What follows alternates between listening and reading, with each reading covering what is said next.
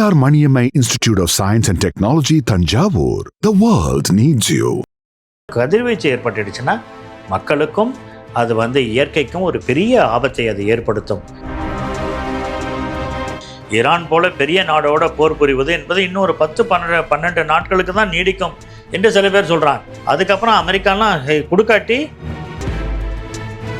இந்த full fledged வார்னு வாங்கலாம். அந்த மாதிரி எல்லா இடத்தையும் தாக்குறது பெரிய அந்த மாதிரியான ஒரு இதெல்லாம் இன்றைக்கெல்லாம் கிடையாது. துல்லிய சர்ஜிக்கல் அப்படின்றாங்களா, அந்த ஒரு வார்த்தையை கொண்டு வந்தது அவங்க தான்.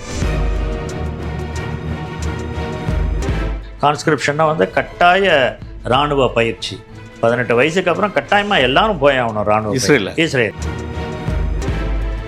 19 நூற்றாண்டுகளாக அவங்க நாடற்றவர்களாக இருந்தாங்க.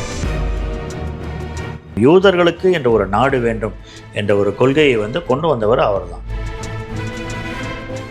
நேயர்களுக்கு வணக்கம். இஸ்ரேலுக்கும் ஈரானுக்கும் இடையே நடைபெற்று வரும் போர் குறித்து பேராசிரியர் திரு பெர்னார்ட் டி சாமி அவர்களுடன் ஒரு சிறப்பு நேர்காணல். வணக்கம். வணக்கங்க. அப்போ ஈரானுக்கும் இஸ்ரேலுக்கும் நடந்துட்டு இருக்க இந்த போர் குறித்து நிறைய விவாதங்கள் உலகம் முழுக்க நடந்துட்டு இருக்கு. இதில் குறிப்பாக ஒரு விஷயம் என்ன பார்க்கலாம்னா, வேர்ல்டு பவர்ஃபுல் கண்ட்ரிஸ் அந்த பட்டியலில் டாப் 10 கண்ட்ரிஸில் இருக்கக்கூடிய நாடு இஸ்ரேல். பொருளாதார ரீதியாகவும் சரி, ஆயுத ரீதியாகவும் சரி, ரொம்ப ஒரு பவர்ஃபுல்லான கண்ட்ரி. ஆனால் போர் தொடங்கி ஒரு வார காலம்தான் ஆகுது. அந்த மக்கள் ரோட்டுக்கு ஸ்டாப் த போர் அப்படின்றாங்க. ஈரான்கிட்ட மன்னிப்பு கேட்குறாங்க. சாரி, இந்த காசா பீப்புள்கிட்ட மன்னிச்சுக்குங்க அப்படின்னு சொல்லி ஒரு முழக்கங்கள் எழுப்புறாங்க. இந்த காட்சி ஒரு வித்தியாசமாக இருக்குது, ஒரு ஆச்சரியமான இதாக இருக்குது. நீங்கள் எப்படி நினைக்கிறீங்க சார்? அவங்க அயன் டோம் அந்த இரும்பு கவசத்துலேருந்து எதுவும் உள்ளே வராதுன்னு நினச்சிட்டு இருக்காங்க. அப்பயே அவங்களுடைய ஐடிஎஃப்பில் இந்த இஸ்ரேலிய டிஃபென்ஸ் ஃபோர்ஸ் ஹெட் குவார்ட்டர்ஸ்லேயே அவங்க ஏகனை உழுது. இதெல்லாம் பார்த்தாங்க. ஆஸ்பத்திரியில் உழுது. எல்லா இடமும் உழுறப்ப அவங்க நிச்சயமாக இந்த போர் ஒரு மிகப்பெரிய போராகத்தான் இருக்கும். ஈரான் தக்க பதிலடி கொடுத்து கொண்டிருக்கேன் என்பதை உணர்ந்து விட்டார். ஏன்னா இது ஒரு நகரமயமாக்கப்பட்ட ஒரு இடத்துல நடக்கக்கூடிய ஒரு போர். இது ஒரு அணு ஆயுதங்கள் வைத்திருக்க 2 நாடுகளும் புரியக்கூடிய ஒரு போர். இது வான்வெளி தாக்குதலால் நடத்தப்படுற ஒரு போர். ஏன்னா இது வெறும் மிசைல்ஸ் தான், ஏவுகணைகள் தான் 2 பக்கமாக, ட்ரோன்ஸ், மிசைல்ஸ், யூஏவிஸ், அன்மேன்ட் அந்த இது தான் போயிட்டுருக்கு. அதனால் இது ஒரு இந்த 4வது 5வது ஜெனரேஷன் போர் அப்படின்றாங்களே, அந்த ஒரு தொழில்நுட்பத்தை பின்புலத்தில் கொண்ட ஒரு போராக இது இருந்து கொண்டிருக்கிறது. அதனால் அழிவுகளும் இதனுடைய தாக்கங்களும் மிக அதிகமாக இருக்கும். இஸ்ரேல் ஒரு பாலஸ்தீனத்தின் மேலே கடந்த பல மாதங்களாக நடந்த தாக்குதல்களில் ஏராளமான குழந்தைகள் அதில் இறந்துருக்காங்க. கிட்டத்தட்ட 20,000 குழந்தைகள் இறந்துருப்பாங்க அப்படின்னா சொல்கிறாங்க. அப்போல்லாம் அந்த மக்கள் இஸ்ரேல் மக்கள் அமைதியாக இருந்தாங்க. ஏன்னா இப்போ ஈரான் அடிக்குது, இல்லை இஸ்ரேல் கடுமையாக பாதிக்கப்பட்டிருக்குது. அதனால தான் அந்த மக்கள் ரோட்டுக்கு வர்றாங்க. அதுக்காக ஈரான் அடிக்கிறத நம்ம நியாயப்படுத்த முடியாது. அதே நேரத்தில் இஸ்ரேல் பாலஸ்தீனத்தை காசா பகுதியில் அவ்வளோ ஹாஸ்பிட்டல் அடிச்சிருக்காங்க, பொதுமக்கள் வீடுகள் அடிச்சிருக்காங்க, 20,000 குழந்தைகள் இறந்துருக்காங்க. அப்படின்னா அதையும் நம்ம இந்த நேரத்தில் சொல்லித்தான் ஆகணும். கட்டாயமாக அவர்கள் மீது தாக்குதல்னா அவ்வளவு பெரிய ஒரு தாக்குதல். அந்த தாக்குதலில் அவங்களால ஒன்றுமே பண்ண முடியாத அளவுக்கு முதல்ல நார்த்லேருந்து சவுத்துக்கு போங்கன்றாங்க, அதுக்கப்புறம் சவுத்துலேருந்து நார்த்துக்கு போங்கன்றாங்க, அதுக்கப்புறம் சிவிலியன்ஸ் இருக்கக்கூடிய இடம் அப்படின்றாங்க, அந்த இடத்துல குண்டு போடுறாங்க. ஆஸ்பத்திரி எல்லாத்து மேலேயும் குண்டு போடுறாங்க. ஏன் ஆஸ்பத்திரி மேலே குண்டு போடுறீங்க, மருத்துவமனை மேலேன்னா அதுக்கு கீழே தான் சுரங்கப்பாதை இருக்குது, அங்கே தான் பிடிச்சி வச்சவங்கெல்லாம் ஹாஸ்டேஜஸ்லாம் இருக்காங்க அப்படின்னு சொல்கிறாங்க.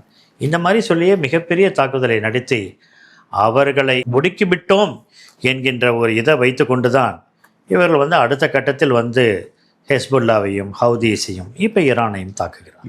இஸ்ரேலுக்கும் ஈரானுக்கும் இடையே சண்டை நடந்திருக்கு, மிசைல் அட்டாக் நடக்குது, அப்படி நடந்துட்டுருக்கு. இல்லை அமெரிக்கா உள்ள நுழையிறதுக்கான அதுக்கான ஒரு தருணம் இருக்கிறதா அதுக்கான அறிகுறி எல்லாமே தெரியுது. அமெரிக்காவோட போர்க்கப்பல் மத்திய கிழக்கு நோக்கி போகுது அப்படிங்கிறதெல்லாம் செய்தி வருது.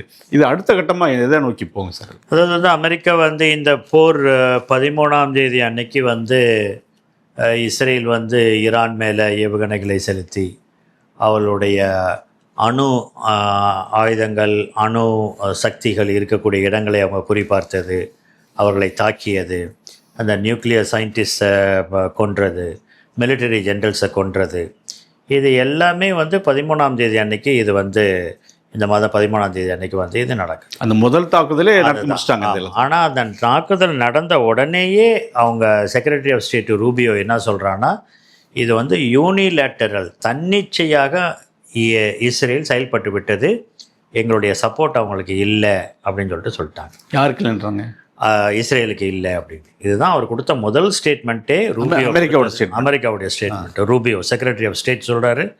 வெளிநாட்டு தூதர், அவர் வெளிநாட்டு செயலர், அமெரிக்க வெளிநாட்டு செயலர் என்ன சொல்கிறாருன்னா, இது யூனிலேட்டரல் ஆக்ஷன் ஆஃப் இஸ்ரேல், தன்னிச்சையாக நீங்கள் செயல்பட்டு விட்டீர்கள், எங்களை கேட்கல, எங்களோட அனுமதி பெறலை, எங்களுடைய சப்போர்ட்டையும் நீங்கள் கேட்கல, நீங்கள் தன்னிச்சையாக இந்த போரில் நாங்கள் ஈடுபட மாட்டோம் என்று சொல்லிவிட்டார். ட்ரம்ப்பும் முதல்ல அதுதான் சொன்னார். அதுக்கப்புறம் தான் அவர் வந்து எப்போதும் போல் அவருடைய நிலைமையை மாற்றிக்கொண்டு நாங்கள் வந்து இவங்களுக்கு துணையாக இருப்போம் அப்படின்னாரு. அதுக்கப்புறம் வந்து அவர் சரணடைய வேண்டும் அப்படி சொன்னார். இப்போ நேற்று சொன்னார், நாங்கள் வந்து ஈரான் மீது போர் தொடுக்கிறோம்னு சொன்னார். இன்றைக்கி சொல்கிறாரு, ஒரு 15 நாட்கள் நான் வந்து ஒரு இது கொடுக்குறேன், ஒரு கேப் ஒன்று கொடுக்குறேன், இந்த 2 வாரங்களில் அமெரிக்கா ஒரு முடிவெடுக்கும் ஈரானை தாக்குவதா இல்லையா என்று சொல்லி. அதுக்கப்புறம் சொல்கிறாரு, நாங்கள் வந்து இஸ்ரேலோடு சேர்ந்து தாக்க மாட்டோம், நாங்கள் தனியாக தாக்குவோம் அப்படின்னு சொல்லிட்டு இன்றைக்கி வரைக்கும் வந்து இந்த இதில் வந்து ஒரு நிலைப்பாடை கூட இன்றைக்கி வந்து அமெரிக்கா எடுத்த நிலையில் வந்து இன்றைக்கி இல்லை. அதனால் இந்த போர் வந்து ஈரான் பக்கம் அவங்க போனாங்கன்னு சொன்னால், ஈரானுக்கு வந்து சப்போர்ட்டான நாடுகள் எல்லாம் நிறைய இருக்குல்ல, அவங்க ஆக்சிஸ் ஆஃப் ரெசிஸ்டன்ஸ்னுவாங்க. நாங்கள் வந்து இந்த ரெசிஸ்டன்ஸ் கொடுக்கறனுடைய அச்சு நாடுகள் நாங்கள் அப்படின்னு சொல்லிட்டு ரஷ்யா, சைனா, சிரியா வந்து அல்-அசாத் வந்து போயிட்டார், இன்றைக்கி ரஷ்யாவில் தஞ்சம் புகுந்துட்டார். அதனால் சிரியா வந்து அதனுடைய பலம் வந்து குறைந்து விட்டது. ஆனால் இன்றைக்கி இந்த நாடுகள் எல்லாமே சைனாவும் ரஷ்யாவும் ஈரானுக்கு ஆதரவு கொடுக்குறாங்க. பாகிஸ்தான் அவங்களோட நிற்கிறாங்க. ஏன்னா பாகிஸ்தான் வந்து பார்டர் கண்ட்ரி. அவங்க எந்த அளவுக்குன்னா இன்றைக்கி வந்து ஈரானில் வந்து பேசும்போது அந்த மினிஸ்டர் சொல்கிறாரு, எங்கள் மீது இஸ்ரேல் வந்து அணு ஆயுதத்தை உபயோகிப்பவர்களே, ஆனால் பாகிஸ்தான் வந்து ஈரான் மீது அணு ஆயுதத்தை உபயோகிக்கும்னு சொல்கிற அளவுக்கு அவங்க வந்து ஒற்றுமையாக அவர்கள் இருக்கக்கூடிய ஒரு நிலைமை இருக்கின்றது. இன்னொன்று வந்து இன்றைக்கி வளைகுடா நாடுகளும் இதை பார்த்து கொண்டிருக்கின்றார்கள். எந்த முடிவையும் அவர்கள் எடுக்கவில்லை. ஒமான் போல நாடுகள் தான் வந்து அமெரிக்காவையும் ஈரானையும் பேச்சுவார்த்தைக்கு அழைத்ததெல்லாம். 6வது சுற்று பேச்சுவார்த்தை வந்து நடந்திருக்க வேண்டும், ஞாயிற்றுக்கிழமை அன்றைக்கி நடந்திருக்கணும். ஆனால் இது 13ஆம் தேதி 2 நாளைக்கு முன்னாடி இது நடந்ததுனால அந்த பேச்சுவார்த்தை அவர்கள் நடத்தவில்லை. அமெரிக்கா சொல்லிச்சு, நீங்கள் வந்து அணு ஆயுதம் வச்சுருக்கீங்க, அது வந்து எவ்வளோ தூரத்துக்கு வந்து நீங்கள் வந்து அணு குண்டு தயாரிக்காமல் அதை வந்து மற்றவர்களுக்கு பயமில்லாமல் அது இருக்கக்கூடிய அணுவை வந்து அமைதிக்காக தான் நீங்கள் பயன்படுத்துவீர்கள் என்பதை பார்ப்பதற்காக தான் அந்த மீட்டிங்லாம் நடந்துட்டு இருந்துச்சு. ஆனால் அதையும் மீறி வந்து இன்றைக்கி இஸ்ரேல் வந்து ஈரான் மேலே இது தொடுத்ததுனால, ஏவுகணைகளை தொடுத்து போர் தொடுத்த காரணத்தினால அமெரிக்கா வந்து இன்றைக்குமே வந்து ஒரு முடிவு எடுக்கவில்லை.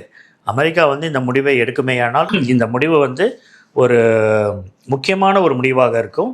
அதை தவிர்த்து இதனுடைய விளைவுகள் வந்து பெரும் அளவில் வந்து இந்த விளைவுகள் இருக்கும். அதனால தான் வந்து இன்றைக்கி வந்து முதற்கட்ட பேச்சுவார்த்தையை ஆரம்பித்து விட்டார். இன்றைக்கி வந்து ஜெனீவாவில் வந்து ஜெர்மனி, ஃப்ரான்ஸ், இங்கிலாந்து இவங்க 3 வெளிநாட்டு அமைச்சர்களும் இவரும் ஈரானுடைய வெளிநாட்டு அமைச்சரும் இன்றைக்கி பேசுகிறாங்க முதல் கட்டமாக. அதே போல் G7 வந்து அவங்க பேசி முடித்து அவங்களுடைய இறுதி இது அறிக்கை நீங்கள் பார்த்தீங்கன்னா இமீடியட் சீஸ்ஃபயர் தான் சொல்லியிருக்காங்க. உடனே போர் நிறுத்தம் ஏற்பட வேண்டும். ஏன்னா எல்லாமே அணு ஆயுதங்களை வைத்திருக்கக்கூடிய நாடுகள். ஈரானும் வச்சுருக்கு, இஸ்ரேலும் வச்சுருக்கு. யார் மேலே தாக்குவாங்கன்னு நம்மளுக்கு தெரியல. இதுவரைக்கும் இஸ்ரேல் வந்து இவங்களை தாக்கியிருக்கிறாங்க. ஈரான் மீது அவர்கள் வந்து முதல் நாளில் நத்தான்ஸ் என்ற இடமாக இருக்கட்டும், அல்லது வந்து நேற்று 19ஆம் தேதி அன்றைக்கி அவர்கள் தாக்கப்பட்ட இடத்துல தான் அந்த யுரேனியம் வந்து இது பண்ணக்கூடிய இதெல்லாம் வந்து அங்கே தான் இருக்குது. குண்டுகள் தயாரிக்கப்படுகின்றன அப்படின்றாங்க. அப்படி தயாரிக்கப்பட இடமா இருந்தால் அந்த இடமா தான், அந்த இடத்துலலாம் வந்து இன்றைக்கி ஆய்வுகள் இன்றைக்கி வந்து அந்த இடங்கள்லாம் வந்து தாக்கப்பட்டிருக்கின்றன. இதில் தான் இன்றைக்கி வந்து இன்டர்நேஷ்னல் அட்டானமிக் எனர்ஜி ஏஜென்சி என்ன சொல்கிறாங்கன்னா, கதிர்வீச்சு ஏற்பட்டுறக்கூடாது. இந்த 2 போர்லையும் கதிர்வீச்சு ஏற்பட்டுடுச்சுன்னா மக்களுக்கும் அது வந்து இயற்கைக்கும் ஒரு பெரிய ஆபத்தை அது ஏற்படுத்தும் என்ற ஒரு எச்சரிக்கை விடுத்திருக்கிறார்கள். ஆனால் இதுவரைக்கும் தாக்கப்பட்ட இடங்களில் கதிர்வீச்சு இல்லை என்பதையும் அவர்கள் உறுதி செய்திருக்கிறார். இல்லை, அந்த சென்டர் மேலே தாக்குதல் நடக்கும்போது அது நேரடியாக தாக்கியிருக்காங்க. உடனடியாக அந்த கதிர்வீச்சு இல்லைனாலும் அது ஒரு அபாயம் இருக்குதுன்ற மாதிரி அந்த இடத்துல வந்து அசார்க் அப்படின்ற அந்த இடத்துல வந்து அதில் தான் வந்து இந்த இது இப்போ யுரேனியம் இது வந்து செறிவூட்டல் வந்து அங்கே தான் நடக்குது. ஆனால் வந்து அந்த இடத்த வந்து அவங்க வந்து பயன்படுத்தலை. அதனால் வந்து ரொம்ப நாளாக அதை பயன்படுத்தாதனால அந்த இடத்துல கதிர்வீச்சுக்கான வாய்ப்புகள் இல்லை என்று சொல்லி, ஆனால் இவங்க எல்லாரும் குறி வைக்கின்ற அந்த ஃபோர்தோ அப்படின்ற ஒரு இடத்துல தான் ஒரு 240 ஃபீட்டுக்கு கீழே அவங்க அதை வச்சுருக்காங்க. அதை தான் தாக்கணும் அப்படின்றது தான் வந்து இஸ்ரேலுடைய எண்ணம். ஆனால் அவர்களால் அதை தாக்க முடியாது. அதனால தான் அமெரிக்கா உதவியை கேட்டுக்கொண்டிருக்கிறார்கள். நீங்கள் வந்து அதை தாக்கினா தான் அந்த இடம் வந்து தாக்கப்பட்டு விடும், அதற்காக உங்கள் உதவி தேவைப்படுது அப்படின்னு தான் இஸ்ரேல் வந்து அமெரிக்காவை இந்த போருக்கு இழுக்கின்றது. அமெரிக்கா வந்து அதை தான் இப்போது பார்த்து கொண்டிருக்கிறது. நம்ம போருக்கு சென்றுமேயானால் இது எப்படி மாறும்? அப்போ சைனா என்ன பண்ணுவாங்க, ரஷ்யா என்ன பண்ணுவாங்க? அவங்களும் வந்து இந்த இதை வந்து ரொம்ப காஷியஸாக இது பண்ணியிருக்காங்க. இந்த போர் வந்து நிறுத்தப்பட வேண்டும், அமெரிக்காவில் இதுக்கு சப்போர்ட் பண்ணக்கூடாதுன்னு தான் சொல்லியிருக்காங்க. ஆனால் இது தீவிரமடைவதற்கான வாய்ப்புகள் இது மேலே இந்த அணு ஆலைகள் மேலே இவர்கள் வந்து திரும்பவும் தொடுத்தார்கள் என்றால், ஏவுகணைகளை தொடுத்தார்கள் என்றால் இது பெரிய பிரச்சனையாக இல்லை தான் போர் ஆரம்பித்து ஒரு சில நாட்கள்லேயே முடிஞ்சிடும் அப்படின்ற மாதிரியான ஒரு பார்வையும் இருந்தது. ஆனால் இப்போ போகிற பார்த்தா அமெரிக்கா வந்து தயாராகுது. அப்போ இன்னும் ஒரு நீண்ட கால போரா நீடிக்குமோ அப்படிங்கிற ஒரு அச்சமும் இருக்குது. அட்டாமிக் பவர் ஸ்டேஷன்ஸ், அதே போல் வந்து இந்த செறிவூற்ற யுரேனியமை வந்து இது பண்ணுற இடமுங்களும் இருக்கின்றன. அந்த செறிவூட்டல் வந்து 60% மேலே போனால் அது வந்து குண்டு தயாரிப்பதற்கான ஒரு யுரேனியம் செறிவூட்டல் என்பது அதை எடுத்துப்பாங்க, அப்படி எடுத்துப்பாங்க. ஆனால் வந்து இது வந்து பல இடங்களில் இருக்கின்றன. அதனால் வந்து இவங்க வந்து முதல்ல நத்தான்ஸ் என்ற இடத்த தான் தாக்குனாங்க. அதுக்கப்புறம் வந்து அந்த ஹார்ட் வாட்டர் இருக்கிற இடத்த தாக்கியிருக்காங்க. அங்கே அதுக்கப்புறம் தான் ஐஏஏ சொல்லியிருக்காங்க வந்து கதிர்வீச்சு இல்லை அப்படின்னு சொல்லிட்டு. இந்த ஃபோர்தோ என்ற இடத்த வந்து இன்றைக்கி தாக்க முடியாத நிலையில் அளவுக்கு வந்து அது வந்து ரொம்ப கீழே அது இருக்குது. அங்கே தான் வந்து ஈரான் வந்து குண்டுகள் வைத்திருக்கும் என்று மற்ற நாடுகள் வந்து ஐயப்படுகிறார்கள். ஆனால் அதில் வந்து நம்மளுக்கு உண்மை என்னன்னு தெரில. ஏன்னா ஈரான் வந்து முதலேருந்தே சொல்லி கொண்டு இருக்கிறது என்னென்னா, நாங்கள் வந்து அணு ஆயுதத்தை வந்து அமைதிக்காக தான் பயன்படுத்துகிறோம், நாங்கள் எங்களுடைய வளர்ச்சிக்காக தான் பயன்படுத்துகிறோம், இது குண்டு தயாரிப்பதற்காக இல்லை என்பதை வந்து அந்த நிலைப்பாடை அவங்க சொல்லிக்கொண்டே இருக்கிறார். ஆனால் இதையும் மீறி இந்த மாதிரியான தாக்குதல்கள் நடந்தால்தான் நீங்கள் சொல்கின்ற மாதிரி அந்த மாதிரியான பிரச்சனைகளுக்கு இன்றைக்கி பிரச்சனைகள் வருவதற்கான வாய்ப்புகள் இருக்கின்றன. இது வந்து இஸ்ரேலுக்கும் ஈரானுக்குமான ஒரு போர் நடந்துட்டுருக்கு. அவங்க இரு நாடுகளுக்குமான ஒரு விஷயமா இருக்குது. இதில் அமெரிக்கா ஏன் எவ்வளவு தூரம் தலையிடுது? அதோடைய நோக்கம் என்ன? அது அமெரிக்கா வந்து இஸ்ரேல் உருவாவதற்கு முக்கியமான காரணம் அமெரிக்கா தானே. 1948 இஸ்ரேல் உருவாக்கப்பட்டது இவங்களுடைய இந்த நாடுகள் தானே. இந்த G7 என்று சொல்லக்கூடிய இந்த நாடுகள் தானே வந்து, அது பிரிட்டனாக இருக்கலாம், அமெரிக்காவாக இருக்கலாம், ஐரோப்பிய நாடுகளாக இருக்கலாம், அவங்கெல்லாம் சேர்ந்து தான் வந்து இஸ்ரேலை 48 உருவாக்குறாங்க. இன்னொன்று, இஸ்ரேலில் இருக்கக்கூடிய மக்களை விட யூதர்கள் உலகில் பல நாடுகளில் இருக்கிறார்கள். சிறப்பாக ஐரோப்பாவிலையும் அமெரிக்காவிலையும் இருக்காங்க. அவங்க தொடர்ந்து அந்த நாட்டினுடைய அரசியலை ரொம்ப முக்கியமான பங்காற்றி கொண்டிருக்கிறார்கள். அதனால் அவருடைய செல்வாக்கு என்பது வந்து எல்லா நாடுகளிலுமே மிக அதிகமாக இருக்கக்கூடியது. அது பாராளுமன்றமாக இருக்கட்டும், தலைவர்களாக இருக்கட்டும், அவங்க பல பேர் வந்து இன்றைக்கி வந்து யூதர்களாக இருக்கிறார்கள். அந்த யூதர்களுடைய முடிவெடுக்கும் நிலையில் வந்து பல நாடுகளில் அவர்கள் இருக்கிறார். அமெரிக்காவிலாம் இன்றைக்கி வந்து ஒரு பெரிய இன்ஃப்ளூயன்ஷியல் அப்படின்னு சொன்னால் இன்றைக்கி அவங்க லாபி தான் இன்றைக்கி பவர்ஃபுல் லாபி. ஜூவிஷ் லாபி தான் பவர்ஃபுல் லாபி. அதனால தான் பல்கலைக்கழகங்களில் வந்து காசாக்கு எதிராக மாணவர்கள் குரல் கொடுத்த போது அவர்களை எல்லாம் வெளியேற்றி விட்டு இன்றைக்கி பல்கலைக்கழகங்களை மூடிவிட்டு பாடத்திட்டங்கள்லாம் கூட நாங்கள் பார்க்க வேண்டும் என்று சொல்கிற அளவுக்கு இன்றைக்கி போயிருக்காங்கன்னா அது வந்து அவர்கள் கொடுக்கக்கூடிய அழுத்தம் தான். ஆகவே வந்து நம்ம வந்து இஸ்ரேலுக்கு ஏன் சப்போர்ட்னா, இந்த ஒரு 7-8 மில்லியன் மக்களுக்கு வந்து எப்படி சப்போர்ட் வருதுன்னா, உலகமெங்கிலும் இருக்கக்கூடிய யூதர்கள் அந்த நாட்டிலுடைய அவர்களுடைய அரசியலில் அவர்கள் எடுக்கக்கூடிய முடிவுகளுக்கு, அந்த முடிவுகளை எடுக்கக்கூடிய நிலையிலும் அவர்கள் இருக்க காரணத்தினால்தான் இந்த ஒரு சப்போர்ட் இன்றைக்கி வந்து கொண்டு இருக்கு. இது தொடர்ந்து இருந்து கொண்டு தான் இருக்கு. இப்போ ஈரான் வந்து ஒரு இஸ்லாமிய நாடு. அந்த இஸ்லாமிய நாடுக்கு மற்ற நாடுகள், இப்போ சிரியா, சைனா ஆதரவு கொடுக்குது, ரஷ்யா ஆதரவு கொடுக்குது. சிரியான்றது வந்து அது ஈரானுக்கு ஆதரவு கொடுக்குற ஒரு நாடு. மற்ற நாடுகள், இப்போ சவுதி அரேபியாவோ மற்ற இஸ்லாமிய நாடுகளையே வந்து ஈரானுக்கு ஆதரவு கொடுக்கல சார். இது வந்து நம்மளுக்கு இஸ்லாமை பொறுத்த வரைக்கும் உங்களுக்கு வந்து இரு பெரிய பிரிவுகள் இருக்கிறார்கள். ஷியா, சுன்னி என்று இருக்கிறார்கள். அதில் வந்து உலகத்திலேயே ஷியா வந்து மிகவும் அதிகமாக இருக்கக்கூடிய ஒரு நாடு வந்து ஈரான். அதனால்தான் அந்த ஷியாவுடைய மத தலைவர் தான் அயத்துல்லாஸ் அப்படின்னு சொல்கிறேன். அதனால்தான் நான் அந்த 1979 இந்த ஈரானியன் ரெவல்யூஷனுக்கு அப்புறம் அவர்கள் ஆட்சியை பிடித்து கொண்டு விட்டார்கள். அதனால் வந்து ஈரான் மட்டும்தான் ஷியாவாக இருக்குது. அதை சுற்றி இருக்கிற நாடுகள், சவுதி அரேபியாவாக இருக்கட்டும், யுஏஇயாக இருக்கட்டும், அங்கெல்லாம் மெஜாரிட்டி சுன்னி இருக்கக்கூடிய நாடு. அந்த இரு பிரிவினருக்குள்ளே கூட பெரிய சண்டைன்னு இல்லை, பட் மாற்று அவங்க சிந்தனைகள் அவங்களும் வந்து இருக்குது, இரு பிரிவுகளும். அதனால தான் வந்து ஈரான் வந்து எப்போதுமே வந்து ஒரு தனியாக, சிரியாவில் பார்த்திங்கன்னா அல் அசாதெல்லாம் வந்து ஷியா பிரிவினரை சேர்ந்தது. அதனால தான் வந்து இவங்க வந்து ஃபுல்லும் சப்போர்ட் பண்ணிகிட்டே இருந்தாங்க.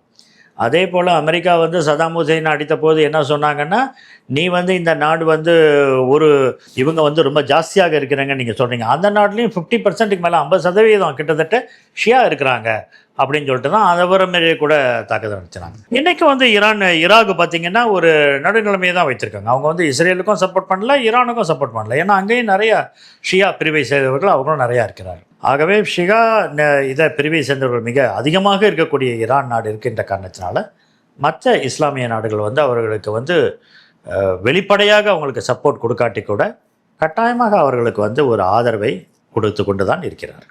இப்போ இஸ்ரேல் பாலஸ்தீனம் இந்த பிரச்சனை எடுத்துக்கிட்டோம்னா, நம்ம இந்தியாவோட வெளியுறவு கொள்கை நீண்ட காலமாக வந்து நம்ம பாலஸ்தீன ஆதரவு கொள்கையாக தான் இருந்திருக்குது. இப்போ 2014 பிஜேபி வந்த பிறகு வந்து இஸ்ரேலோட ஒரு பெரிய ஒரு நெருக்கம் வச்சுட்டாங்க. இப்போ ஈரான்கிட்ட நம்ம நிறையா எண்ணெய்லாம் வாங்குகிறோம், கச்சா எண்ணெய்லாம் வாங்குகிறோம். ஆனால் இஸ்ரேல் ஆதரவு அப்படின்றது ஒரு சின்ன ஒரு ஷிஃப்ட்டு வந்து மாறிச்சு. இது இந்தியாவோட வெளியுறவு கொள்கை நிலைப்பாட்டில் இஸ்ரேல் ஆதரவு அப்படிங்கிறது ஒரு மாற்றம் நிகழ்ந்தது. இப்போ இந்த சண்டை, ஈரானுக்கும் இஸ்ரேலுக்கும் சண்டை ஆரம்பித்த நிலைமையில் வந்து இந்தியா வந்து ஒரு அமைதி காக்குது. இதை எப்படி பார்க்குறீங்க சார்? ஏன்னா நம்மளுக்கு வந்து ஈரான் வந்து ஒரு நட்பு நாடு தான். நம்ம வந்து ஈரானோட 2000 போன ஆண்டு தான் வந்து அந்த 10 ஆண்டு அந்த போர்ட்டு ஜபஹார் நம்ம வந்து இம்ப்ரூவ் பண்ணுறதுக்காக வந்துட்டு அந்த போர்ட்டு இதை வந்து நம்ம எடுத்துகிட்ருக்கோம். அவர்களுடைய இதை வந்து துறைமுகத்தை நாம் வந்து மேம்படுத்துவது, அதன் மூலமாக வாணிபத்தை கொண்டு வரணும் போன ஆண்டு தான். அதனால் வந்து நம்மளுக்கு 2024 2034 வரைக்கும் அந்த 10 ஆண்டு திட்டங்கள் இருக்கின்றன. அதே போல் இந்தியா வந்து நீண்ட நெடுநாளாக வந்து ஆயில் வந்து ஈரான்டேன் தான் வாங்கிட்டு இருந்துச்சு. ஏன்னா ஈரான் ஆயிலுக்கு மட்டும்தான் என்ன தட்டுப்பாடு வந்தாலும் சரி, ஈரான் ஆயிலுக்கு வந்து இந்தியா வந்து ருப்பியில் பே பண்ணலாம். நம்ம வந்து யுஎஸ் டாலரில் பே வேண்டாம், மற்ற நாடுகளுக்கெல்லாம் யுஎஸ் டாலரில் பே பண்ணணும். ஆனால் இதுக்கு மட்டும் இறக்குமதி செய்யப்பட்ட இதுக்கு கச்சா எண்ணெய்க்கு நம்ம வந்து ருப்பிலேயே நம்ம இப்போ கொடுத்துட்டோம். அமெரிக்கா போல் நாடுகள் கொடுத்த அழுத்தத்தினால் உக்ரைன் பார் ஆரம்பித்த உடனே நம்ம வந்து இங்கே வாங்கக்கூடாதுன்னு அவங்க கொடுத்த அழுத்தத்தினால இப்போ வந்து நம்ம ரஷ்யாட்டேருந்து நம்ம வாங்கிட்டுருக்கோம். இப்போ நம்ம வந்து ஈரான்டேருந்து வாங்குகிற கச்சா எண்ணெய் இப்போ நம்ம வாங்குறது இல்லை. அதனால் ஈரானுடைய கச்சா எண்ணெய் எல்லாமே அவங்க நாடுகளுக்கு தான் இப்போ போயிடும். அவங்க நாட்டு, ஏன்னா அவங்களே 90 மில்லியன் பெரிய நாடு, உலகத்தில் 17வது பெரிய நாடு, ஜியோகிராஃபிக்கலி டிமோகிராஃபிக்கலி நம்ம, அதாவது மக்கள் தொகையிலும் சரி பூகோளத்திலும் சரி அவங்க வந்து ஒரு பெரிய நாடு. அதனால் அந்த நாட்டுக்கு தேவையான எண்ணெயை அந்த நாட்டில் எடுக்கக்கூடிய எண்ணெய் வந்து இப்போ அவங்களுக்கு தான். இப்போ எண்ணெய் மீது 2வது நாள் 13ஆம் தேதி வந்து முதல் தாக்குதல், 14ஆம் தேதி அன்னைக்கு எண்ணெய் கிணறுகள் மீது. அப்போ தான் எல்லோரும் சொன்னாங்க இந்த போர் வந்து ஒரு எக்கனாமிக் வாராக மாறுதா, இது ஒரு பொருளாதார போராக மாறுதா. இன்னும் 2வது நாள் 3வது நாள் அப்படி தான் இருந்துச்சு. ஆனால் இப்போ பார்த்தா தொடர்ந்து இதனுடைய இது வந்து மாறிக்கொண்டே இருக்கின்றது. அப்படி இருக்கிறப்ப வந்து இன்றைக்கி வந்து ஈரான் வந்து நீண்ட 1980 88 வரைக்கும் அவங்களுக்கு 8 ஆண்டுகள் போர் நடந்தது ஈரானுக்கும் ஈராக். அதனால் ஈரான் வந்து நீண்ட போருக்கான ஒரு தயாரிப்பை முன்னையே அவங்க செய்து வைத்திருந்தார். அவங்களுக்கு வந்து இஸ்ரேல் மேலே போர் வரும், இந்த போர் நெடுநாள் இருக்கும் அப்படின்றது அவங்களுக்கு தெரியும். அதனால தான் இந்த போர் ஆரம்பித்ததுலேருந்து அவங்க சொல்லிகிட்டு இருக்கிறது, இதை நாங்கள் முடிவுக்கு கொண்டு வர மாட்டோம், நோ மர்சி, இரக்கம் காண்பிக்கப்பட மாட்டாது, அப்படி தான் அவங்க சொல்லி கொண்டிருக்கிறார்கள். அதனால் வந்து இந்த வெளிநாடுகள், மற்ற மேலை நாடுகள் எல்லாரும், வெஸ்டர்ன் கண்ட்ரிஸ் எல்லாம் சேர்ந்து இதை முடிவுக்கு கொண்டு வந்தால் தான் இது வந்து ஒரு இதில் கொண்டு வரும் அப்படின்னு சொல்லிட்டு பார்க்குறாங்க. முடிவு என்பது வந்து அந்த இன்றைக்கி வந்து வளைகுடா நாடுகளில் இன்றைக்கி இந்த பிரச்சனை வெஸ்ட் ஏஷியன் கான்ஃப்ளிக்ட் என்று சொல்லக்கூடிய epicentre of West Asian conflict இன்றைக்கி வந்து இஸ்ரேல் பலஸ்டீனியன் கான்ஃப்ளிக்ட் தான் இன்றைக்கி. அதனால் அந்த 2 நாடும் இஸ்ரேல் உருவாயிடுச்சு, பலஸ்தீனம் உருவாகும். பலஸ்தீனமும் உருவானால்தான் அந்த இடத்துல ஒரு நிலையான அமைதிக்கான வாய்ப்புகள் இருக்கின்றன. இப்போ அமெரிக்கா ஒரு தீவிரமான நிலையை எடுக்குது அப்படின்னா அது சைனா வந்து உள்ளே வருது, ரஷ்யா உள்ளே வருது, அது ஒரு உலக அளவில் வந்து ஒரு பெரிய ஒரு தாக்கத்தை கட்டாயமாக ஏற்படுத்தும். அதனால தான் அமெரிக்கா வந்து முந்தா நேற்றெல்லாம் வந்து முதல்ல நாங்கள் இதில் தலையிட மாட்டோம்னாங்க. அதுக்கப்புறம் வந்து இஸ்ரேல் கொடுக்குற அழுத்தத்தின் பேரில் நாங்கள் உங்களோட சேருவோம் அப்படின்னாங்க. அதுக்கப்புறம் வந்து அன்கண்டிஷனல் சரண்டர், நிபந்தனையற்ற சரணடைய வேண்டும் ஈரான் அப்படின்னு சொல்லிட்டு சொன்னார் அவர். ஆனால் இன்றைக்கி வந்து ஒரு 15 நாளில் நான் முடிவெடுப்பேன், இதில் வந்து நாங்கள் சேருவோமா சேரலையா அப்படின்றத நாங்கள் முடிவெடுப்போம் அப்படின்னு சொல்கிறாங்க. ஸோ இது எல்லாத்துக்குமே, இந்த குழப்பங்களுக்கு எல்லாமே காரணம் என்னன்னா, அமெரிக்கா இது வரைக்கும் ஒரு முடிவை எடுக்கவில்லை. ஈரான் மீது போர் தொடுப்பது என்பது அவர்களுக்கு வந்து ஒரு மிக மிக மிக கடினமான ஒரு காரியம். இதனால் ஏற்படக்கூடிய இது வந்து இம்பேக்ட் அப்படின்னு சொல்கிறது, பாதிப்புகள் வந்து மிக அதிகமாக இருக்கும். அதனால் தான் இப்போது அவர்கள் கொஞ்சம் அமைதி காத்து இதற்கு ஒரு முடிவை எடுக்கிறார். டெக்னிக்கலாக பார்த்தீங்கன்னா அந்த ஏர் டிஃபென்ஸ் சிஸ்டம் உலகத்திலே பெஸ்ட்டு ஏர் டிஃபென்ஸ் சிஸ்டம் இஸ்ரேலோடன்னு சொல்கிறாங்க. அதை மீறி வந்து ஈரான் வந்து அடிச்சிருக்கு. ஒரு ஹாஸ்பிட்டல் அடிச்சிருக்காங்க, ஒரு பெரிய கட்டடங்கள் வந்து சரிஞ்சிருக்கு, ஒரு பவர் ஸ்டேஷனை வந்து அடிச்சிருக்காங்க. அதில் தான் மக்கள்லாம் வந்து அலறாங்க. அது எப்படி இவ்வளோ ஒரு வலிமையான நாடாக இருந்தும் எப்படி அதை வந்து அவங்க ஒன்றும் பண்ண முடியும்? உங்களுடைய வலிமை அப்படின்றது வந்து இல்லை, அது ஒரு ஒரு ஒரு ஒரு பிம்பமா, ஒரு பொய்யான பிம்பமா, அல்லது வந்து அதீதமாக ஒரு மதிப்பீடு இருக்கா உண்மையில? இப்போ இந்த போர் வந்து கிட்டத்தட்ட ஒரு அக்டோபர் 7லேருந்து நடந்துக்கிட்டே இருக்குல்ல. அதனால் வந்து எந்த ஒரு போராக இருந்தாலும் ஒன்று வந்து சண்டை போடுபவர்களுடைய மனநிலை அப்படின்னு சொல்லிட்டு ஒன்று இருக்குல்ல, அது ஒன்று இருக்குது. அதுக்கப்புறம் ஆயுதங்கள் தேவை. இந்த ஆயுதங்கள் எல்லாமே வந்து அமெரிக்காவினாலேயும் மற்றவங்களாலேயும் கொடுக்கப்பட்டவை. இந்த ஆயுதங்கள் வந்து எவ்வளோ நாளைக்கு அவங்க வந்துக்கிட்டே இருக்கும். அதனால் வந்து அதுக்கும் வந்து ஒரு தொய்வு ஏற்படுவதற்கும் அதற்கும் வந்து வெயிட் பண்ணுறதுக்கான, இப்போ கூட அவங்கள்ட்ட இருக்கக்கூடிய ஆயுதங்களை வைத்துக்கொண்டு ஈரான் போல பெரிய நாடோட போர் புரிவது என்பது இன்னும் ஒரு 10-12 நாட்களுக்கு தான் நீடிக்கும் என்று சில பேர் சொல்கிறாங்க. எக்ஸ்பர்ட்ஸ் என்ன சொல்கிறாங்கன்னா, அவ்வளோ தூரத்துக்கு தான் அங்கே இருக்குது. அதுக்கப்புறம் அமெரிக்காலாம் கொடுக்காட்டி, ஆயுதங்களை கொடுக்காட்டி, அல்லது வந்து இந்த டெக்னாலஜியும் அதனுடைய ரிலேட்டட் இதையும் கொடுக்காட்டி ரொம்ப கஷ்டமான காரியம் என்று தான் சொல்கின்றார். அந்த விதத்தில் வந்து இஸ்ரேல் அப்படின்றது வந்து ஒரு பாதுகாப்பை மையமாக வைத்து இருக்கக்கூடிய ஒரு நாடு. அந்த நாடு வந்து இப்போது மற்ற நாடுகளோட அமைதி காத்தால்தான் அந்த நாட்டுக்கு வந்து பாதுகாப்பு. இதுக்கு வந்து ஒரு பெர்மனன்ட் சொல்யூஷன் ஒன்று கட்டாயமாக வந்தாகணும். அது வந்து இந்த இரு நாடுகள் இதில் தான் இது வந்து வரும். இதுதான் உலக நாடுகள் எல்லாருமே சொல்கிறாங்க. பல தடவை யூஎனில் ரெசல்யூஷன் பாஸ் பண்ணும் போதெல்லாம் இதுதான் சொல்கிறாங்க, 2 நாடுகள் உருவாக வேண்டும் என்று. அதுதான் ஒரு முடிவாக இருக்கும். இப்போ இந்த மத்திய கிழக்கில் வந்து இப்போ ஈரான், ஈராக், அந்த எண்ணெய் வளங்கள் மிக்க நாடு, தொடர்ச்சியாக ஒரு அமைதி இல்லாத ஒரு ஒரு சூழல் தான். அந்த வார் ஏதாவது ஒன்று நடந்துட்டு தான் இருக்குது. ஒரு அமைதி இல்லாத ஒரு சூழலாக இருக்குது. அந்த பூகோள ரீதியாக அது என்ன சிக்கல் இருக்குது? பூகோள ரீதியாக நம்ம பார்க்கும் பொழுது அவங்க எல்லாருமே வந்து ஒரு பெரிய நாகரிகத்திலேருந்து உருவான நாடுகள். அதே போல் வந்து ஈராக்கு, அதுக்கப்புறம் பக்ரைன், ஒமான்லாம் என்ன சொல்லுவாங்கன்னா, எண்ணெய்க்கு முன்னாடியே கல்வி வந்து விட்டதுன்னுவாங்க. அப்படின்னால எங்களுடைய இது வந்து நீங்கள் நினச்சிக்காதீங்க, எண்ணெய்னால் நாங்கள் வந்து பணக்கார நாடு ஆனோன்னு. அது கிடையாது. சவுதி அரேபியா போல நாடுகள் வந்து எண்ணெயினால் பணக்கார ஆன நாடுகள். யுஏஇ நாடுகள் வந்து ஐக்கிய அரபு அந்த நாடுகள்லாம் வந்து எண்ணெயினால் வந்த நாடுகள். ஆனால் இந்த பஹ்ரைன், ஒமான், ஈரான், ஈராக்கெல்லாம் வந்து பழைய நாகரிகங்கள். அப்பயே எழுத்து முறை இருந்துச்சு, அப்பயே அவங்களுக்கு தத்துவம் இருந்துச்சு, அப்பயே அவங்களுக்கு சயின்ஸ் இருந்துச்சு. அதனால் அதுலேருந்து வந்தவங்க. அதனால தான் சொல்லுவாங்க, எங்களுக்கு வந்து கல்வி வந்து என்னைக்கு முன்னாடியே கல்வி வந்துருச்சு அப்படின்வாங்க. அந்த மாதிரி வந்த நாடுகள் அவைகள். அதனால் அந்த நாடுகள் வந்து இன்றைக்கி வந்து இந்த ஒரு பிரச்சனைக்கு இது பண்ணியிருக்கிறது அப்படின்னு சொன்னால், எல்லாருமே வந்து ஒரு காலகட்டத்தில் பிரிட்டிஷ் காலனி ஆதிக்கத்துக்கு கீழே வந்தாங்க. அந்த காலனி ஆதிக்கம் முடிவும் இந்த நாடுகளெல்லாம் பிரிக்கப்பட்டன. அந்த பிரிவுகளின் அடிப்படையில் இன்றைக்கி தனித்தனியாக இருக்கின்ற காரணத்தினால்தான் இந்த நாடுகள் இன்றைக்கி வந்து பிரச்சனை. இதுக்கு 2ஆம் உலகப் போர் முடிந்து 1948 இஸ்ரேல் உருவாக்கப்படும் பொழுது தான் இந்த நாடுகள் எல்லாமே வந்து அந்த நாட்டுக்கு வந்து அந்நியப்பட்டு நின்று கொண்டிருந்தன. அதுலேருந்து ஆரம்பித்த பிரச்சனை தான் இன்றைக்கு வரைக்கும் ஓடிக்கொண்டே இருக்குது. இதுதான் வந்து epicentre of Palestine Israel conflict அப்படின்னு. அதுதான் இப்போ நடந்து கொண்டிருக்கு. இந்த இஸ்ரேலோட உளவு அமைப்பு மொசாத், அதுதான் உலகத்திலே ஒரு பவர்ஃபுல் அப்படின்னு சொல்லி உளவு அமைப்பு அப்படின்னு சொல்லி சொல்லுவாங்க. அது ஈரானுக்குள்ளே ஊடுருவி இருக்காங்க மொசாத் அப்படின்னு சொல்லி சொல்கிறாங்க. அது வந்து இஸ்ரேல் வந்து அந்த நாடு உருவான காலத்திலிருந்தே அவர்களுடைய பாதுகாப்பு என்பது வந்து அச்சுறுத்தப்பட்ட காரணத்தினால அவங்க சுற்றி இருக்கக்கூடிய எல்லா நாடுகளோடும், ஏன்னா எகிப்து, லெபனான், ஜார்டன் எல்லாமே அவங்களுக்கு வந்து அது உருவான போது அவர்களுக்கு எதிர்ப்பு மிக அதிகமாக இருந்த காரணத்தினால அவங்க வந்து அவங்களுடைய இன்டெலிஜென்ஸை, உளவு அமைப்புகளை வந்து ரொம்ப ஸ்ட்ராங் ஆக்கிக்கிட்டாங்க. அது வந்து நம்மளுக்கு தெரியும். தொடர்ந்து வந்து அவளுடைய உளவு அமைப்புகள் வந்து எல்லாரோடையும், உலகத்தில் எல்லாரோடையும் சேர்ந்து வேலை செய்கிறது, யூதர்களுக்கு என்ன நடக்குது என்பதை வந்து இங்கே கொண்டு வர்றது, அதே போல் இங்கே இருக்கிற செய்திகளை மற்றவர்களோடு பகிர்ந்து கொள்வது, மற்ற நாடுகளோடு, மற்ற அமைப்புகளோடு, மற்ற யூத குழுக்களோடு பகிர்ந்து கொள்வது அப்படின்றதெல்லாம் தொடர்ந்து அவர்கள் செய்து கொண்டு தான் இருந்தார். இப்போ இந்த 2023 அப்புறம் வந்து நம்ம பார்த்தோன்னு சொன்னால், இவர்களுடைய அந்த பேட்டர்ன் ஆஃப் அட்டாக்கிங், அதாவது வந்து இவர்கள் தாக்குதல் நடத்துவது என்பது வந்து மிக பெரிய அளவில் வந்து ஒரு மாற்றத்தை ஏற்படுத்தியிருக்கு. இஸ்ரேல் எப்படி இப்போல்லாம் தாக்குதல் நடத்துகிறாங்க அப்படின்னு சொன்னால், இந்த உளவு அமைப்புகள் மூலமாக முதல்லேயே எல்லா விவரங்களையும் அவங்க வாங்கிடுறாங்க. அந்த எதிராளி யார், அவர் எங்கே தங்கியிருக்கிறார், அவங்க பேக்ரவுண்டு எல்லாத்தையும் வாங்குறாங்க.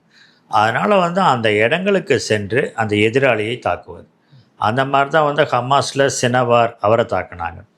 அதே போல் அவருடைய தலைவர் ஈரான் நாட்டில் அந்த பிரசிடெண்ட் பதவி ஏற்கிறதுக்காக போயிருக்காரு. அடுத்த நாள் அவரை கரெக்டாக அவர் தங்கியிருந்த இடத்துல போய் அவரை கொண்டுட்டாங்க.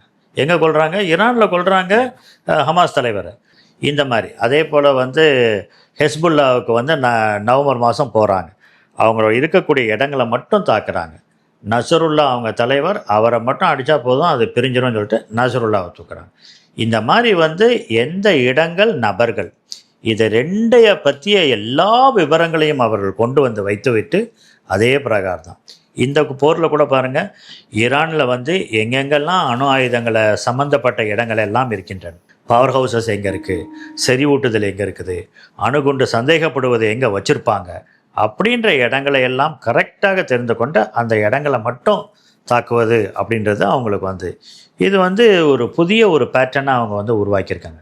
இந்த ஃபுல் ஃப்ளெஜ்டு வார்னு வாங்கலாம், அந்த மாதிரி வந்து எல்லா இடத்தையும் தாக்குறது, பெரிய அந்த மாதிரியான ஒரு இதெல்லாம் இன்றைக்கெல்லாம் கிடையாது. துல்லிய சர்ஜிக்கல் அப்படின்றாங்களா, அந்த ஒரு வார்த்தையை கொண்டு வந்தது அவங்க தான். இந்த சர்ஜிக்கல் ஸ்ட்ரைக்ஸ்னு கொண்டு வர்ற அந்த வார்த்தைகளே அவங்க தான் கொண்டு வந்து அந்த இடங்களை, அந்த நபர்களை மட்டும் தாக்கி அதன் மூலமாக வீரியத்தை குறைக்க வைப்பது, அதன் மூலமாக இந்த அவர்களுக்கு எந்த அச்சம் அவர்களால் ஏற்படுகின்றதோ அதை மட்டும் இது பண்ணுறதுன்ற போல ஒன்று தான் அவங்க பண்ணிகிட்டு இருக்காங்க.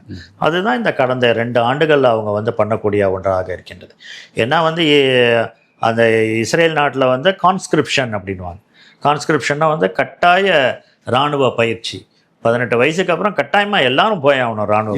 இஸ்ரேல் ஒரு நாடு. இன்றைக்கி வந்து சில நாடுகளில் தான் இன்றைக்கி கான்ஸ்கிரிப்ஷன் அப்படின்றத கட்டாய கான்ஸ்கிரிப்ஷன் அப்படின்வாங்க. கட்டாய மிலிட்டரி இராணுவ பயிற்சி. அந்த நாட்டில் கட்டாய இராணுவ பயிற்சிக்கு எல்லாரும் போய் ஆகணும்.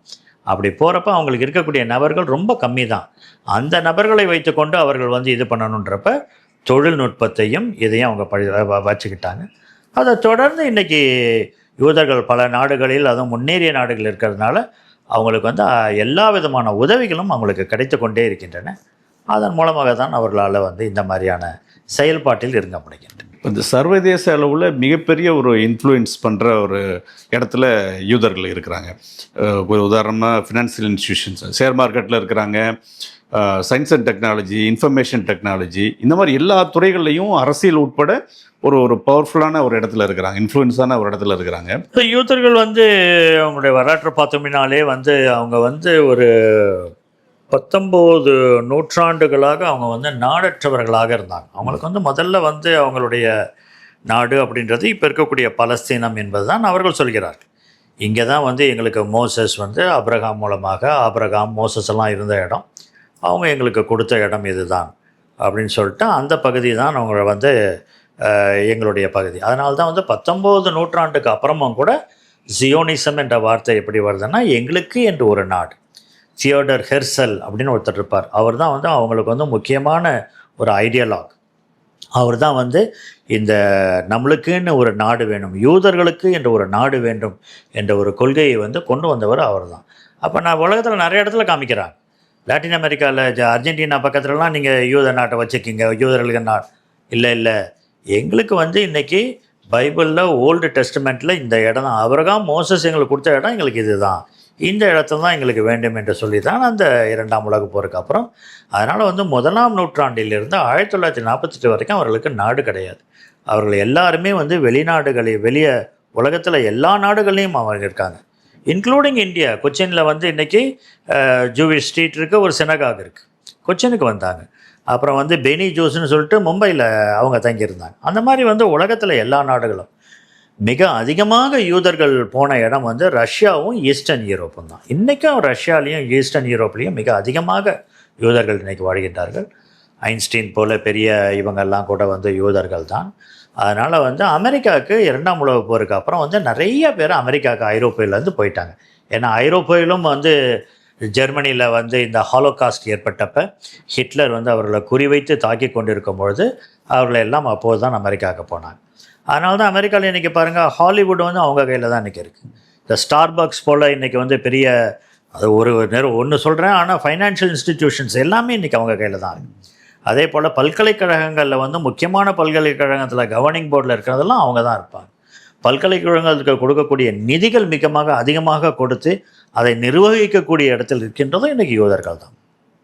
இது அமெரிக்காவில் மட்டும் இல்லை, உலக நாடுகளில் எல்லாமே கிட்டத்தட்ட எல்லா நாடுகளுமே அவங்களுடைய, அதனால தான் அவங்க வந்து இன்றைக்கி எல்லா இடத்துலையும் வந்து ஒவ்வொரு நாடும் எடுக்கக்கூடிய முடிவுகளில் அவர்களுடைய இதுன்றது வந்து இன்ஃப்ளூயன்ஸ் அப்படின்றது வந்து மிக அதிகமாக இருக்கக்கூடிய ஒரு நாடாக, ஒரு இனமாக யூதர்கள் இருக்கின்றார். இப்போ முதல்ல இஸ்ரேல் போய் தாக்குதல் நடந்தது ஈரான் மேலே, அது பிறகு ஈரான் தாக்குதல் நடந்து போர் நடந்துட்டு இருக்குது. அமெரிக்கா உள்ள நுழைவுன்னு சொல்லி சொல்கிறாங்க. ஒரு சில நாட்களில் முடிஞ்சுன்னு சொன்னாங்க. இப்போது அது ஒரு புரளாங்க ஆகும்னு நினைக்கிறேன். அது வந்து அந்த மாதிரி தோணுது. ஒரு நீண்ட நாள் போராக மாறும் அப்படின்ற ஒரு சூழல் கூட தெரியுது. பார்ப்போம் எப்படின்னு பார்க்கலாம் சார். நன்றி சார். நன்றிங்க. Periyar Maniammai Institute of Science and Technology, Thanjavur. The world needs you.